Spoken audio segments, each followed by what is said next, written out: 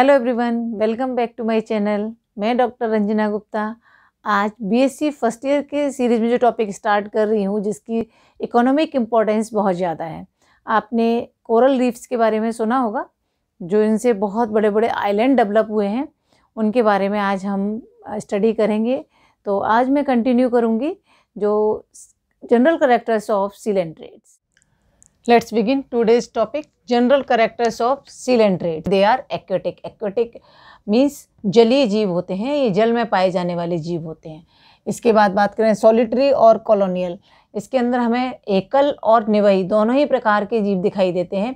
Mostly जो हैं they are colonial, means colony में होते हैं, और इनकी कॉलोनी भी मतलब इस तरह की होती है कि ये जो एक कॉलोनी के अंदर जो नंबर ऑफ जो ऑर्गेनिज्म है वो कलेक्टिवली कहीं ना कहीं पूरे एक ट्यूबुलर स्ट्रक्चर से या कैसे भी जो है वो कनेक्टेड रहते हैं। पॉलीमॉर्फिज्म आपने सुना होगा, बहुरूपता एक कैरेक्टरिस्टिक्स देखने को मिलता है इसमें, जिसकी वजह से जो ऑर्गेनिज्म है वो हमें स्ट्रक्चरली डिफरेंट दिखाई देते हैं, और they are also functionally different but they work collectively. Sedentary और फ्री स्विमिंग, ये हमें सीडेंटरी मीन्स स्थानबद्ध, हम जिन्हें सेसाइल भी बोलते हैं, और फ्री स्विमिंग दोनों तरह की होती हैं। एक्चुअली होता क्या है, इसमें हमें जो दो फॉर्म्स मतलब दो फॉर्म्स क्या, इनके अंदर अल्टरनेशन ऑफ जनरेशन देखने को मिलता है, पीढ़ी एकांतरण, जिसमें एक बार जो सेक्सुअल रिप्रोडक्शन और एसेक्सुअल रिप्रोडक्शन होता है, तो उनसे जो बनने वाले जो ऑर्गेनिज्म हैं उनमें दोनों ही जो फॉर्म है वो अलग अलग होती हैं। एक फॉर्म जो है वो सेसाइल होती है और दूसरी फॉर्म जो है वो फ्री स्विमिंग होती है।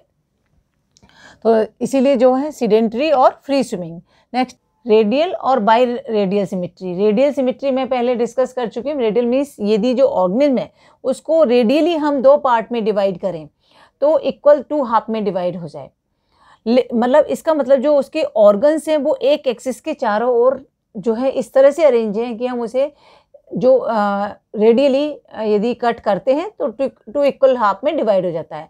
अब बाई रेडियली का मतलब है कि मीन्स कि दो एंगल से हम उसे दो पार्ट में इक्वली डिवाइड कर सकते हैं। तब ऐसे ऑर्गन जिनको हम दो एंगल से इक्वल टू हाफ में डिवाइड कर सकते हैं उनको हम कहते हैं, या वहाँ पर हम कहते हैं बाई रेडियली सिमेट्रिकल ऑर्गेनिज्म।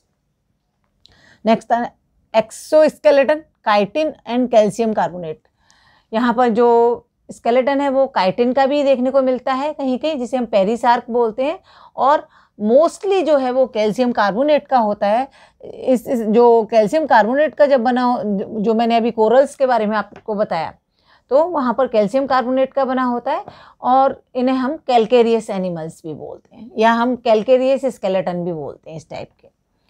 उसके बाद cell tissue grade of organisation यहाँ देखने को है। मीन्स यहाँ अभी तक आपने जो पॉरीफेरा तक देखा था सेल्स थी, टिश्यू का फॉर्मेशन नहीं हुआ था, लेकिन यहाँ cells mostly scattered and specialised for different functions. लेकिन जनरली फिर भी हम देखें जाए काफ़ी जो सेल्स हैं मोस्टली जो है इसके अंदर हमें डिफरेंट टाइप की सेल्स देखने को मिलती हैं, जिनको हम types of cells of coelenterates के अंदर पढ़ेंगे। तो वो जो सेल्स हैं पूरे जो इसके लेयर्स हैं उसमें स्कैटर्ड फॉर्म में रहती हैं, और जो है ये जो सेल्स हैं वो डिफरेंट फंक्शंस के लिए रिस्पॉन्सिबल होती हैं। अब ये होते डिप्लोब्लास्टिक ही हैं। डिप्लोब्लास्टिक मीन द्विस्तरीय मीन्स एक्टोडर्म और एंडोडर्म यहाँ हमें देखने को मिलती है, लेकिन कुछ ऑर्गेनिज्म जो कि एडवांस फॉर्म है इसकी, उसमें हमें ट्रिप्लोब्लास्टिक भी देखने पड़ते हैं। ट्रिप्लोब्लास्टिक इसलिए हम उन्हें कह देते हैं क्योंकि जो एक्टोडर्म और मीजोडर्म दो लेयर हैं, उनके बीच में जो है मीजोग्लिया प्रेजेंट होता है डिप्लोब्लास्टिक ऑर्गेनिज्म के अंदर। लेकिन यहाँ जो जिनको हमने ट्रिप्लोब्लास्टिक कहा है उनमें मीजोग्लिया के अंदर जो है हमें कनेक्टिव टिश्यू देखने को मिलता है, संयोजी ऊतक। तो जिसकी वजह से जो है जो इसके एडवांस ऑर्गेनिज्म मीन्स टुवर्ड्स हम प्लेटीहेल्मिन्थेस की तरफ जाएं तो इसके जो ऑर्गेनिज्म हैं उनके अंदर हमें ट्रिप्लोब्लास्टिक कंडीशन देखने को मिलती है। उसके बाद टू टाइप्स ऑफ इंडिविजुअल्स, यहाँ commonly two types of individuals देखने को मिलते हैं, जिसमें मैंने आपके बारे अभी बताया था उससे रिलेटेड कुछ चीज़ें। Polyps and medusae. पॉलिप्स को हम हाइड्रेंथ भी कहते हैं और दे आर सेसाइल फॉर्म, और मेड्यूसी जो है वो फ्री स्विमिंग फॉर्म होती है। मीन्स जब मेडुसी फॉर्म हम देखें, medusae form generally umbrella shape में हमें दिखाई देती है और वो फ्रीली स्विम करती रहती है। लेकिन हाइड्रेंथ या पॉलिप जो है वो स्टॉक्ड होता है, मीन्स वृंत समान संरचना होती है और वो एक सरफेस से अपने आप को अटैच कर लेता है। उसके बाद coelom, respiratory system, circulatory system and excretory system, ये सारे सिस्टम इसके अंदर एब्सेंट होते हैं। मीन्स जो सीलोम है वो बहुत ही रिड्यूस्ड फॉर्म में होती है, बहुत छोटी होती है। बाकी जो रेस्पिरेटरी सिस्टम है, सर्कुलेटरी सिस्टम है, एक्सक्रीटरी सिस्टम, उसकी जगह जो इससे रिलेटेड फंक्शंस हैं, मीन्स उत्सर्जन, श्वसन और संवहन, ये सभी काम जो है उसके अंदर जो डिफरेंट सेल्स हैं वो करती हैं या बॉडी सरफेस के थ्रू होता है। उसके बाद गैस्ट्रोवेस्कुलर कैविटी, यहाँ पर सीलोम जो है वो गैस्ट्रोवेस्कुलर कैविटी की फॉर्म में है, जिसे हम सीलेंट्रॉन कहते हैं। और ये जनरली जो बीएससी क्लास के जो हाफ मार्क्स के क्वेश्चंस आते हैं उसमें कई बार पूछ लिया जाता है कि सीलेंट्रेट्स के अंदर what is the name of gastrovascular cavity in coelenterates, तो वहाँ पर इसका आंसर होता है सीलेंट्रॉन। उसके बाद डाइजेशन देखें तो दोनों तरह का डाइजेशन हमें यहाँ देखने को मिलता है, intracellular as well as in extracellular, क्योंकि जो सेल्स हैं वो कुछ सेल्स जो है मीसोग्लिया के अंदर प्रेजेंट होती हैं या सेल टू सेल जो है वो ट्रांसफ़र होती हैं चीज़ें, और वहाँ पर जो डिफरेंट सेल्स हैं वो उसको फूड को डाइजेस्ट करने का काम करती हैं। स्टिंगिंग सेल्स ऑर्गेनेल्स और नीडोब्लास्ट सेल्स और नेमेटोसिस्ट सेल्स प्रेजेंट, यहाँ पर दंश कोशिकाएं जिन्हें हम हिंदी में बोलते हैं वो उपस्थित होती हैं। और ये दंश कोशिकाएं जो हैं वो इनको addition, food capturing and defence and offence में जो है हेल्प करती हैं। तो जो निडोब्लास्ट सेल्स हैं वो इनकी जब हम डिटेल स्ट्रक्चर, इसमें हम डिटेल स्ट्रक्चर ऑरेलिया का पढ़ेंगे, और जब ऑरेलिया का डिटेल स्ट्रक्चर पढ़ेंगे तो उसमें हम देखेंगे उसकी जो आर्म्स होती हैं उस पर निडोब्लास्ट सेल्स प्रेजेंट होती हैं। अब जब ऑर्गेनिज्म जो है फूड कैप्चर करता है तो ये जो निडोब्लास्ट सेल्स हैं वो यदि कोई ऑर्गेनिज्म जो कि लिविंग कंडीशन में उसको किल करने में हेल्प करती हैं। दूसरा, यदि कोई इन पर अटैक कर रहा है तो उससे सेफ्टी में ये इनको हेल्प करती हैं, खुद के प्रोटेक्शन में हेल्प करती हैं, इसीलिए इनका नाम है दंश कोशिकाएं। उसके बाद primitive type of nervous system, central nervous system जो है वो यहाँ एब्सेंट होता है, लेकिन यहाँ पर अभी तक जो पोरीफेरा में देखा था वहाँ पर हमें नर्वस सिस्टम नहीं दिखाई दिया। यहाँ से जो नर्वस सिस्टम का ओरिजिन हम कह सकते हैं वो स्टार्ट हो जाता है।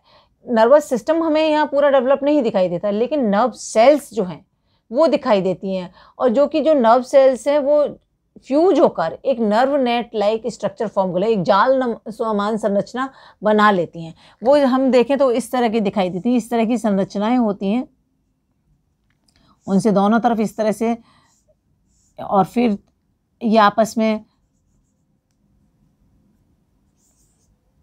इस तरह से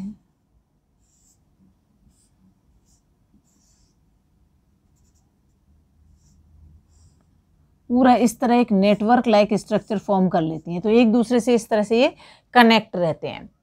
तो जो कि कोई भी स्टिमुलस है उसको रिसीव करने का, they are sensory in nature, so sense को रिसीव करने में हेल्प करती हैं। सेंस ऑर्गन यहाँ पर देखा जाए तो स्टेटोसिस्ट और ओसिलाई होते हैं। स्टेटोसिस्ट जिन्हें हम कहते हैं कि they are organ of equilibrium, ये जो है ऑर्गन ऑफ इक्विलिब्रियम इसलिए कहा गया है इनको क्योंकि मीन्स साम्यावस्था, इक्विलिब्रियम का मतलब होता है साम्यावस्था बनाए रखना।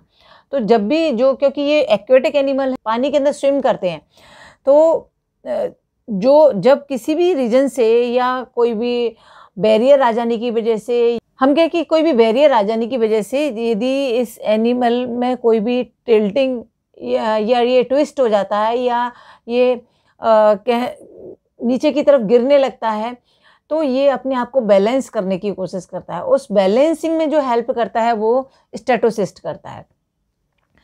मैं आपको बता दूं क्या होता है। स्टेटोसिस्ट जो है वो इस तरह का स्ट्रक्चर होता है जैसे कि हॉलो बॉल, और हॉलो बॉल के अंदर एक हम कोई भी छोटा सा पार्टिकल डाल दें तो क्या होगा, वो हॉलो बॉल जिधर जिधर मूव करेगी वो जो पार्टिकल है वो उसके अंदर मूव करता चला जाएगा और टुवर्ड्स सरफेस जाएगा वो।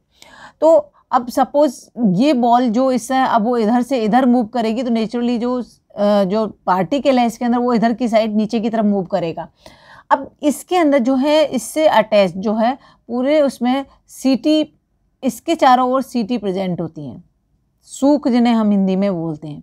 दे आर सेंसरी इन नेचर, और यहाँ से जो है नर्व्स ओरिजिनेट होती हैं। तो जैसे ही ये जो पार्टिकल इसके अंदर जो होता है जिसे स्टेटोलिथ कहा जाता है, वो सीटी के थ्रू उन नर्व्स को प्रेस करता है, तो वहीं से सेंस जो है जाता है कि जो है यहाँ पर जो एनिमल है वो टिल्ट हो गया है या ट्विस्ट हो रहा है, तो उसको वापस से नॉर्मल पोजीशन लाने के लिए जो है सेंस पहुंच जाता है और जो है ऑर्गन जो है वो अपने आप को बैलेंस कर लेता है।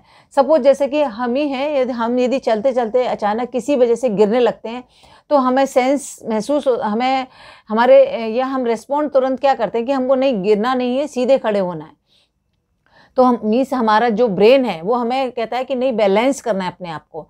तो उसी तरह से यहाँ पर जब जैसे ही ये हमारे भी जो उस न्यूरॉन्स हैं या हम कहें जो हमारी सेंसरी सेल्स हैं वो एक सेंस रिसीव करके ही हमें बताती हैं, और मोटर नर्व्स के थ्रू हमें सेंस जो है हम रिस्पॉन्ड करते हैं कि हमें गिरना नहीं है, अपने आप को बैलेंस करने की कोशिश करनी है। तो वही चीज़ यहाँ पर होती है कि जब वो ऑर्गेनिज्म किसी भी वजह से गिरने की पोजीशन में आता है या टिल्ट हो जाता है, तो वो अपने आप को बैलेंस करने के लिए ये जो उसको बैलेंस करने में जो या उसके बैलेंसिंग के लिए जो ऑर्गन काम करता है या जो सेंस रिसीव किए जाते हैं वो स्टेटोसिस्ट के द्वारा किए जाते हैं, इसलिए हम इसे ऑर्गन ऑफ बैलेंस भी कहते हैं।